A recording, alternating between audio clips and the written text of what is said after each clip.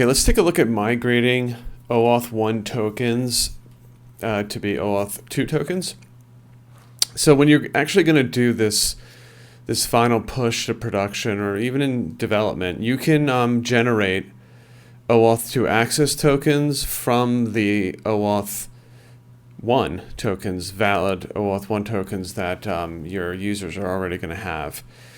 And so I have this code posted already on the part 2 article, so you can take a look at that. And in this, again, I've made this class. I just put it in Rails in the models directory. I have a QBO prefix, and I name it OAuth2. Okay, I went over renew. There's a revoke. So let's take a look at the migrate. Now, with the migrate, you like in these other ones, I was able to do just use the HTTP client from OAuth2. For this, you are going to have to use, I believe, QBO API, because when you make this request to get the new tokens, you have to it has to be a valid OAuth1 request, so you got to deal with that header stuff. And yeah, pretty sure you're going to have to use the QBO API gem to make that proper request. And you can just take a look. It's just got its own special URI. You got to do this in the payload, and then you're gonna, when you have a successful request, it's going to give you access tokens, and we're going to merge in the proper date to go along with those tokens. So I'm going to go to the Rails console, and I just use a simple test account to do this. Not all the accounts, but I just use this this ID of 3 on a QBO account. Again, I have in this particular project, I got everything in a QBO accounts table, and the columns look like this. So this means here this is OAuth, what I do for OAuth1. And this is the stuff that was added for OAuth2. These were the columns that were added, all right? And I'm using the adder encrypted gem to persist everything. So as I mentioned too, in other lessons here, I had made a QBO.int way of grabbing and setting the QBO API gem. So I just stick in the QBO account to there, and this is make sure this is valid and working. So I can just do just grab a customer. Okay, it is working, and they're valid OAuth1 tokens. All right, so that's good. Now let me go back here.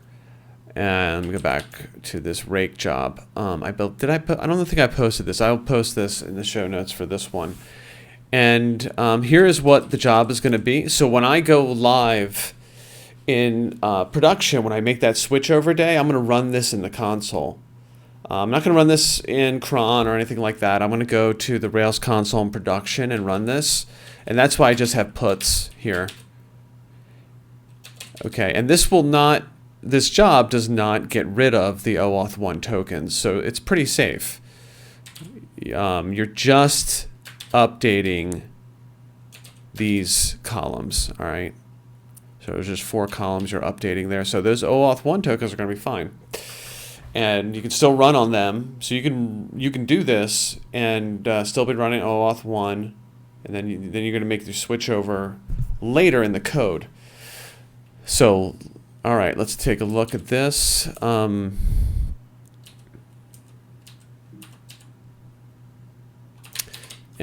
let's give this a run. Okay, so what I'm doing here too is I'm only going to run. I have so many test accounts in here, and I only want to run this one. This is the only one that's going to have valid OAuth1 tokens anyway. So this is the QBO account ID 3. But I still want to just kind of run through this stuff, make sure that works, and then in production, I just comment it out. This is going to be a throwaway kind of task. So All right, so we got that. Everything's looking good. Let's do B-Rate, QuickBooks. And what did I call this? OAuth2 migrate.